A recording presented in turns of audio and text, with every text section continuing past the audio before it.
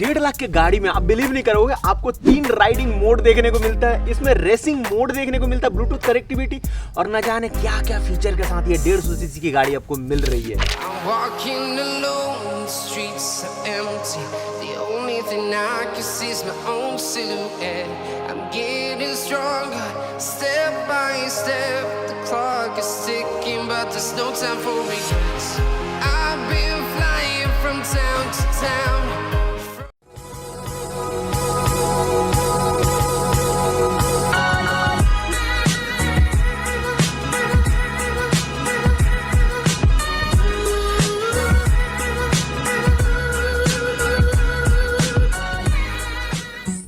सो इस रिव्यू को आगे बढ़ाने से पहले सबसे बड़ा वाला big thanks to Chaudhary moto plant, जहाँ से मुझे ये खूबसूरत सी गाड़ी मिली है। सो उनका लिंक और उनका फ़ोन नंबर मैं डिस्क्रिप्शन में दे दूंगा। अगर आप ऐसा टीवीएस हो, चाहे बजाज हो, हीरो हो, होंडा हो, कोई भी अगर आप गाड़ी बुक करना चाहते हो, लेना चाहते हो तो आप चौधरी मोटो प्लांट कॉन्टैक्ट कर सकते हो। और कमाल का बात, आप मेरा नाम लोगे ना तो आपको बहुत अच्छा डिस्काउंट मिलेगा, जो आपको टीवीएस का डीलरशिप वाले भी नहीं देने वाले, जो कि चौधरी मोटो प्लांट देंगे। सो अगर आपको बिलीव नहीं है तो जब भी गाड़ी लेने जाओ एक बार कंपेयर जरूर कर लो चौधरी मोटो प्लांट में आके, आपको आपका सारा क्वेश्चन का आंसर आपको मिल जाएगा। ये अपाचे 2V का वो आइकॉनिक डिज़ाइन है और इसमें जो फीचर है ना बड़ा ही कमाल का दिया गया। तो उसमें आने से पहले सबसे पहले हम लोग बात करेंगे इसका लुक्स के ऊपर, इसका डिज़ाइन के ऊपर, क्योंकि वो मेन चीज़ है ना जो हमेशा आपके नज़र में आने वाला है। सो पहला चीज़ आप ध्यान दोगे तो इन भाई साहब में आपको कार्बन फाइबर का हर जगह आपको फिनिश देखने को मिलेगा। ओरिजिनल कार्बन फाइबर नहीं है, बट कार्बन फाइबर वाला ये जो डिज़ाइन आपको चारों तरफ देखने को मिलेगा। उसका बहुत बड़ा रीज़न क्या है कि ये गाड़ी, ये जो 162V है, ये इसका टॉप वेरिएंट है और इसका उन्होंने नाम दिया है टीवीएस वालों ने रेसिंग एडिशन। और एक बात बता दूं मैं, रेसिंग एडिशन है तो इसमें रेसिंग वाले कुछ चीज़ भी है, उस पर बाद में आते हैं। बट लुक के ऊपर आए तो यहाँ पे आप देखोगे कि रेसिंग सिंस 1982 एक एम्ब्लेम के साथ, एक लोगो के साथ यहाँ पे दिया गया है। यहाँ पे भी आपको कार्बन फाइबर का फिनिश देखने को मिलता है। साइड में आओगे तो साइड में भी आपको कार्बन फाइबर का फिनिश देखने को मिल जाएगा। प्लस जो सबसे अच्छा मुझे लगा कि पीछे टेल वाले सेक्शन पर भी यहाँ पे देखोगे ये पूरा कार्बन फाइबर का आपको फिनिश देखने को मिलता है। काफ़ी अच्छा है ये, मतलब नॉर्मल स्टिकर नहीं है, जैसे यहाँ पे स्टिकर है ना, ये एम्बोस किया हुआ है, मतलब एकदम वैसा उसी के साथ डिज़ाइन करा गया है। वहीं अगर आप सामने की तरफ आओगे तो आपका जो टैंक, जो काउल है, टैंक जो श्राउड है, उसके ऊपर भी ये कार्बन फाइबर आपको देखने को मिलता है। प्लस यहाँ पे अलग से एक ऐड करा गया है ताकि रेसिंग वाला जो लुक है ना, फिन जैसा, जैसे RTFI रेसिंग ट्यून्ड, यहाँ पे देखोगे RT मतलब race tuned FI fuel injected है ये। सो यहाँ पे ये देखने को मिल जाता है। सामने आओगे तो यहाँ पे आपको कार्बन फाइबर देखने को मिलेगा। इधर आओगे तो यहाँ पे नॉर्मल जो लुक था उस लुक को एकदम रखा गया, बट इसमें थोड़ा चेंजेस कर दिया गया। क्या चेंज करा गया कि इसका जो हेडलैम्प है कम्प्लीटली रिप्लेस कर दिया गया पूरा LED सेटअप के साथ। ये ऊपर नीचे 2 हिस्सों में इसे डाला गया है, हाई बीम और लो बीम के लिए। वहाँ पे इवन जो DRL है, DRL में भी थोड़ा सा बदलाव करा गया। यहाँ पे देखोगे अगर मैं इसको चालू करूँ यहाँ से तो DRL देखो क्या खूबसूरत आँख जैसा डिज़ाइन दे रहा है। इसको 2 हिस्से में बांटा गया है तो काफ़ी खूबसूरत लग रहा है। ये इसका हेडलैम्प देखने को मिल जाता है। हाँ, एक चीज़ बड़ा ख़राब है कि इसका इंडिकेटर तो नॉर्मल बल्ब वाला है। ऐसा क्यों, मेरे को समझ में नहीं आया कि जब आपने जब सब कुछ आपने LED दे दिया तो आपने इंडिकेटर्स क्यों आपने दिया है बल्ब वाला। बट यहाँ पे जो टेल लैम्प है ये भी आपको देखने को मिलता है LED वाला। तो ये काफ़ी अच्छा चीज़ आपको देखने को मिलेगा। कलर का बात करूँ तो कलर देखोगे ये मैट ग्रे में फिनिश मिलता है, ये पूरा मैट फिनिश है। वहीं पे इधर आओगे तो आपको मैट में ब्लैक आपको मफलर्स देखने को मिल जाएंगे। मफलर बेसिकली इसका तो क्रोम फिनिश में आता है, बट जो एग्जॉस्ट है पूरा ब्लैक में देखने को मिलता है। यहाँ पे भी ग्रे का एकदम मैट फिनिशिंग है, यहाँ पे भी मैट फिनिशिंग है। इवन इसका जो इंजन जो काउल है, इंजन जो श्राउड है, चाहे इसको बैस प्लेट आप जो चाहे बोलना चाहो सो वो आपको मिलेगा। इंजन आपको मिल रहा है 1000 ml का, जो कि शायद पहले भी यही आता था, मैं अभी थोड़ा कन्फ्यूज हूँ। तो अगर आपको पता हो तो आप कमेंट कर सकते हो। तो 1000 ml का मिलता है। और ऊपर से यहाँ पे देखोगे छोटा छोटा चीज़, जो टेक्निकल चीज़ यहाँ पे बहुत अच्छा दिया गया। जैसे कि आप यहाँ पे पैर रखोगे ना तो इंजन से जो आपका हीट आएगा, चाहे आपका पैर यहाँ पे टकरा के आपका जूता जल सकता है। तो उसके लिए इन्होंने देखो एक अच्छा सा फाइबर का काफ़ी अच्छा से गार्ड डाल दिया गया, ताकि जब आपका ऐसे पैर रहे तो इसमें आप टकराए तो आपका पैर जूता जले ना। तो ये काफ़ी एक स्मार्ट सोच है जो कि अभी तक मैंने दूसरे गाड़ी में नहीं देखा है। पीछे की तरफ आप आओगे मास्टर सिलेंडर के पास, जो कि पीछे का डिस्क को जो कंट्रोल करता है। तो यहाँ पे भी एक अच्छा सा गार्ड दिया गया फाइबर का, ताकि आपके पैर को अच्छे से यहाँ पे सपोर्ट मिले। वहीं अगर यहाँ पे आओगे ना तो ये मैंने ऐसा कभी शायद दूसरे गाड़ी में नहीं देखा है, जो डिस्क का जो कैलिपर है ना, कैलिपर के ऊपर भी फाइबर का ऐसा कवर देखने को मिलता है। ये नेसेसरी है पता नहीं, बट ये स्टाइल के लिए डाला गया, इसका तो कोई ज़रूरत वैसा पड़ता है नहीं, उससे कुछ फ़र्क नहीं पड़ने वाला। बट ये काफ़ी अच्छा लग रहा है, कूल देखने में लग रहा है, क्योंकि दूसरे गाड़ी में नहीं आता ना तो ये अच्छा लगता है। वहीं पर अगर आप इसके सीट की तरफ आओगे तो इसने बहुत ज़्यादा भाई मेरा ध्यान इसने अट्रैक्ट करा है कि भाई बहुत अच्छा कवर। आप अगर आफ्टर मार्केट कवर अगर ऐसा बनवाओगे ना तो 600 से 700 रुपये लगने वाला, 600 to 700। बट यहाँ पे ऑलरेडी देखो हैंड स्टिच्ड है ये पूरा, इसे दिया गया काफ़ी 2 फिनिश में दिया गया। सामने आओगे थोड़ा डॉट डॉट फिनिश है ताकि आपका ग्रिप अच्छा करे, और पीछे आओगे तो नॉर्मल फिनिश में, बट ये कवर है इसके नीचे मेन जो सीट है, तो आपको अलग से लगवाने की ज़रूरत नहीं है। यहाँ पे अगर सामने टैंक की तरफ आओगे तो आपको टैंक के ऊपर का एक कवर यहाँ पे ये थोड़ा अलग डाला गया है, थोड़ा काफ़ी कूल लग रहा है। ये हमेशा से आता था, तो RTR 160 का रेसिंग एडिशन जैसे यहाँ पे फ्लैग डाल दिया गया है। आपको क्लिप ऑन हैंडल बार मिलता है जो पहले से जैसा आता था एकदम सेम वही आपको देखने को यहाँ पे मिल रहा है। सेम मिरर जो पहले आता था। गियर लीवर देखोगे तो इसे पूरा एल्यूमिनियम फिनिश में रखा गया, वो भी मैट में, तो काफ़ी कूल लगता है। सॉकर का थोड़ा हाइट, थोड़ा लेंथ है, थोड़ा बढ़ा सकते थे, मतलब थोड़ा जो विड्थ है वो बढ़ा सकते थे, बट कोई बात नहीं, कुछ भी नहीं, इसके बारे में नेक्स्ट हम लोग सेगमेंट में हम लोग आएंगे। तो ये क्योंकि अपाचे का एकदम टॉप वेरिएंट है, तो जिसके कारण इस गाड़ी में कुछ कुछ चीज़ डाला गया। अब ये रेसिंग एडिशन है, इसको एक्चुअली बनाया उसलिए गया, टारगेट करा गया रेसिंग के लिए। अब मुझे नहीं पता कि 160 सीसी से आप क्या ही रेस करोगे, बट जो जो चीज़ है काफ़ी कूल है, आपको मतलब अच्छे अच्छे टॉप एंड गाड़ी में देखने को नहीं मिलता है, जो इन भाई साहब में ये 1.5 लाख की गाड़ी में उस चीज़ को डाला गया। तो इसके चाबी को जैसे आप ऑन करोगे ना, तो एक चीज़ आप देखोगे कि यहाँ पे आता है गियर अप, और वो जो रेसिंग फ्लैग आता है, जो स्टार्ट करने वाला जो फ्लैग है, और यहाँ पे आता है हाई अपाचियन। तो इसे एक कूल चीज़ दिया गया, जैसे हीरो ने ये डालना स्टार्ट करा था, hi how are you hero, वो चीज़ इसमें करा गया। और यहाँ पे इंटरेस्टिंग चीज़ आपको दिखाता हूँ। एक तो चीज़ है यहाँ पे आपको राइडिंग मोड देखने को मिलता है, जैसे आप देखोगे अभी ये स्पोर्ट मोड पे, इसको जैसे मैं दबाऊँगा सो यहाँ पे ये रेन मोड पे चला जाएगा, और ये यहाँ पे अर्बन मोड पे चला जाएगा। तो इसमें टोटल 3 राइडिंग आपको मोड देखने को मिलता है। तो उसके ऊपर थोड़ा देर बाद में आता हूँ, अभी मेन चीज़ दिखाता हूँ कि ये जो रेसिंग वाला जो चीज़ है, तो जैसे आप यहाँ पे क्लिक करोगे ना, सो यहाँ पे देखोगे ये तो ट्रिप मीटर्स आता है, ट्रिप A ट्रिप B ये आता है, बट उसके साथ साथ यहाँ पे आता है लैप।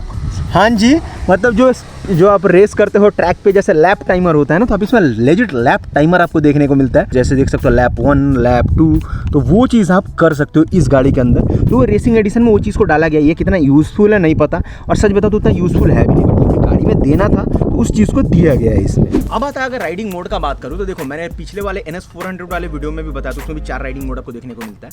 कि ये राइडिंग मोड क्या इंपॉर्टेंट है इतना। देखो रियलिटी ये है कि इन छोटी गाड़ियों के लिए राइडिंग मोड किसी काम का होता नहीं है, क्योंकि उसमें डिफरेंस भी आपको पता नहीं चलेगा, ज़्यादा चलाओगे ना, और माइनर से आपको फर्क मिलेगा। जैसे रेन मोड में क्या होता है कि गाड़ी का क्या होता है, ब्रेकिंग का बाइट है वो कम हो जाता है, गाड़ी का जो कॉकीनेस है वो कम हो जाता है, ताकि आप बारिश वाले सर्फेस पे आप स्किड ना करो। अर्बन मोड मतलब कहता है अर्बन ही अपना सिटी वाला एरिया इसमें चलाते हो, तो उसमें क्या होता है, उसमें ब्रेक का बाइट काफ़ी ज़्यादा बढ़ जाता है, उसमें जो पावर है थोड़ा निम्बल होता है, ताकि आप ट्रैफिक में जब चला रहे हो तो आपको थोड़ा माइलेज ज़्यादा मिले। वो बहुत माइनर डिफरेंस होता है। वो आप नॉर्मल पे अगर क्लच को नॉर्मल अगर ना पकड़ो, नॉर्मल चलाओ, तब भी आप काम करता है। तो वो चीज़ें जैसे देखोगे हीरो में है i3S कि आप क्लच दबाओगे गाड़ी स्टार्ट हो जाएगा, तो क्लच दबा ही रहा इंसान, तो सेल्फ दबाने में क्या ही उसको प्रॉब्लम है। सो एक है ना कि बेचना है ना तो कुछ कुछ डालना पड़ता है। जैसे ये सन ग्लास है, अगर इसको बेचना है तो इसमें देख सकते हो यहाँ पे एक सिल्वर का आपको प्लेट देखने को मिलता है, इससे क्या ही फर्क पड़ने वाला है। वो वैसा ये राइडिंग मोड होता है इन सब छोटे गाड़ियों के लिए। थर्ड है इसका स्पोर्ट मोड। स्पोर्ट मोड में क्या है, तो इसका पूरा जो पावर है वो अनलीज करता है, मतलब आप ड्रैग रेस कर सकते हो, क्विक जा सकते हो, बट पावर उतना नहीं मिलता है अभी करंट वाले गाड़ियों में, उसके ऊपर मैं बाद में आता हूँ। सो ये चीज़ है राइडिंग मोड के बारे में इसकी। वहीं पे अगर इसका और फीचर में आप आओगे तो इसमें आपको देखने को मिलता है स्मार्ट कनेक्ट, यानी कि आप इसे ब्लूटूथ के साथ कनेक्ट कर सकते हो। उस पर ये जो आपका डिस्प्ले है, इसमें आपको गियर शिफ्टिंग इंडिकेटर देखने को मिलता है, फ्यूल गेज यहाँ पे मिलता है, टैकोमीटर यहाँ देखने को मिलता है, जो आपका स्पीड जो है यहाँ मिलता है, और इसके साथ साथ यहाँ पे आपको मिल जाता है आपका जो हाई स्पीड आप जितना गए हो, जैसे कि 156 वो आपको देखने को मिलता है, प्लस एवरेज स्पीड, यानी कि इस पर्टिकुलर टाइम के अंदर लाइक 1 घंटे में आपने कितने स्पीड पे आप राइड करे हो, एवरेज स्पीड आपका क्या रहा है, प्लस उसके साथ साथ आपका 0 to 60 है, ये गाड़ी 9.95 सेकंड में ये जाती है, तो वो भी आप इसे ट्रैक यहाँ पे कर सकते हो। तो टिपिकल आप बोल सकते हो ना कि ये जो इसमें जो वो जो क्या बोलते हैं, वो जो रेसिंग वाला जो DNA जो डालने का कोशिश करा गया, तो ये कुछ कुछ टेक्निकल चीज़ भी डाला गया जिससे काफ़ी अच्छी लगती है। उसके साथ साथ वो रेसिंग वाले आपको स्ट्राइप्स देखने को मिलता है रेसिंग गाड़ी के हिसाब से, और एक्स्ट्रा आपको कुछ इसमें ऐड ऑन नहीं दिखेगा। सेम आपको कंसोल देखने को मिलता है जो पहले आता था, बट इसको थोड़ा बदल दिया गया, बट ये स्विच एकदम सेम आता है। मोड का बटन एक्स्ट्रा डाल दिया गया है, यहाँ से आप पूरा चलाते चलाते आप राइडिंग मोड इसे चेंज कर सकते हो। अगर मैं यहाँ पे इसे दबाऊँ, एज यू कैन सी यहाँ पे ये स्पोर्ट पे चला गया, फिर ये रेन पे आ गया, फिर ये अर्बन पे आया, फिर ये स्पोर्ट पे चला गया, तो ये काफ़ी इजी कर दिया गया। उसके बाद आप अगर हॉर्न का बात करो तो हॉर्न वही मिला है, मेरे को शायद वैसा लग रहा है कि हॉर्न पहले से काफ़ी ज़्यादा बेटर हुआ है, बट बाकी ये पूरा हिस्सा, ये कंसोल वाला हिस्सा एकदम सेम है। अब भैया आप तो मोड के साथ तो रेस करने वाला नहीं हो, मेन जो है इंजन वही आपको दौड़ाने वाला है। तो इसमें आपको सेम वही 160 सीसी का इंजन मिलता है। अगर मैं प्रिसाइजली बताऊं तो 159.7 सीसी का इंजन मिलता है, जो कि आपका 16.4 bhp का पावर देता है भाई, काफ़ी ज़्यादा है, एक्चुअली में काफ़ी ज़्यादा है। और वहीं पर टॉर्क का बात करूँ तो आपको मिलता है 13.85 न्यूटन मीटर का पीक टॉर्क आपको इसमें देखने को मिलता है। सबसे ज़्यादा भैया टॉर्क मिलने वाला है आपका स्पोर्ट मोड में, तो मैंने इसको स्पोर्ट मोड में सेलेक्ट कर लिया है। अब चीज़ें देखता हूँ कि कैसा भागता है। वैसे मैं उतना तेज़ चला नहीं सकता क्योंकि नया इंजन है ना, बट फिर भी टेस्ट तो करना है हमें।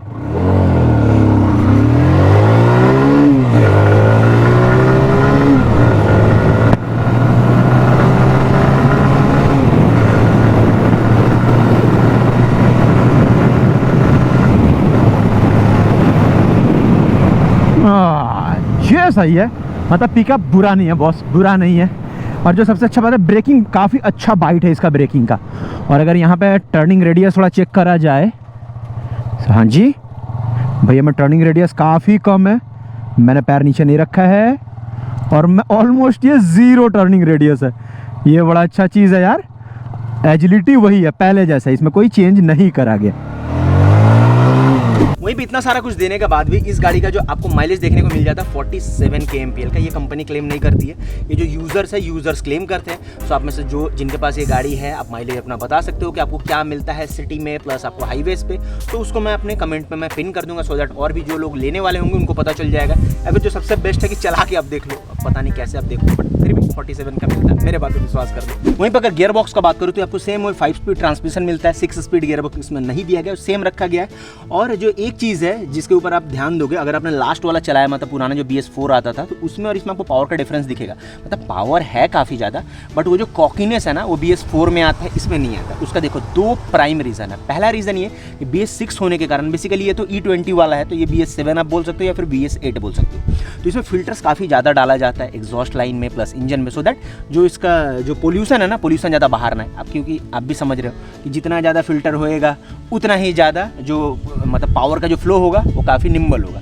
और सेकेंडरी फ्यूल पूरा प्योर पेट्रोल अभी तो मिलता है नहीं, अभी आता है आपका एथेनॉल, उसमें ब्लेंडेड आता है, 25% आता है। कंपनी 20 लिखती है, but in reality 25 to 35% blend करके अभी आता है। तो जो एथेनॉल होता है पेट्रोल के कंपैरिजन में थोड़ा कम ज्वलनशील होता है, जिसके कारण आपको पावर कम मिलता है। सो काफ़ी ये मिला जुला के, अगर आपने पुराना चलाया होगा BS4 ना, तो इसमें आपको थोड़ा पावर कम लगेगा, बट वैसा पावर नहीं, मतलब इनिशियल कॉकीनेस वैसा नहीं मिलने वाला, बट है पावर है, पहले से इंक्रीज हुआ है, वो समझ में आ गया। आप थोड़ा लॉन्ग चलाओगे ना, तब जाके आपको वो फील होगा।